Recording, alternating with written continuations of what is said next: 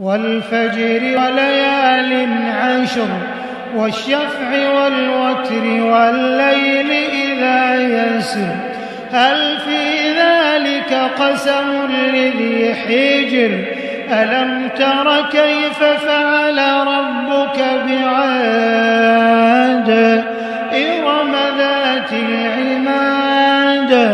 التي لم يخلق مثلها في البلاد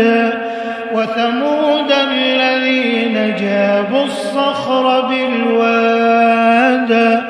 وفرعون ذي الأوتاد الذين طغوا في البلاد فأكثروا فيها الفساد فصب عليهم ربك سوط عذاب إن ربك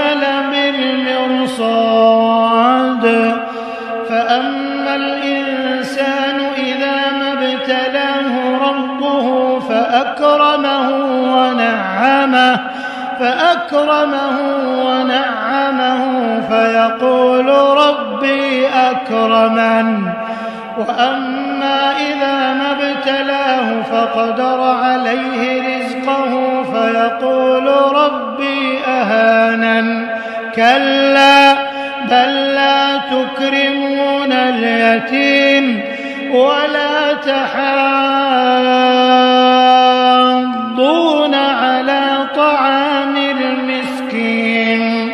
وتأكلون التراث أكلا لما وتحبون المال حبا جما كلا إذا دكت الأرض دكا دكا وجاء ربك والملك صفا صفا وجيء يومئذ بجهنم يومئذ يتذكر الإنسان وأنى له الذكرى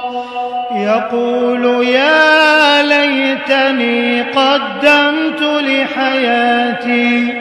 فيومئذ لا يعذب عذابه أحد ولا يوثق وثاقه أحد يا أيتها النفس المطمئنة ارجعي إلى ربك راضية مرضية فادخلي في عبادي وادخلي جنتي والشمس وضحاها والقمر إذا تلاها والنهار إذا جلاها والليل إذا يغشاها والسماء وما بناها والأرض وما طحاها ونفس وما سواها فألهمها فجورها وتقواها قد أفلح من زكاها وقد خاب من دساها كذبت ثمود بطغواها إذ انبعث أشقاها فقال لهم رسول الله ناقة الله وسقياها فكذبوه فعقروها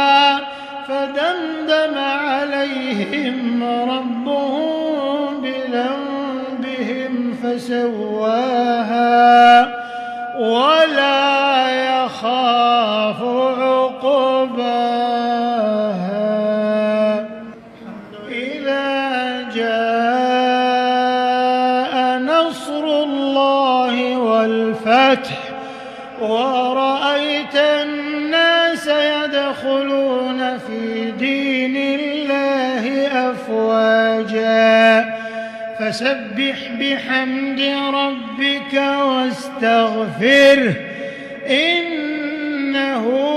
كان توابا.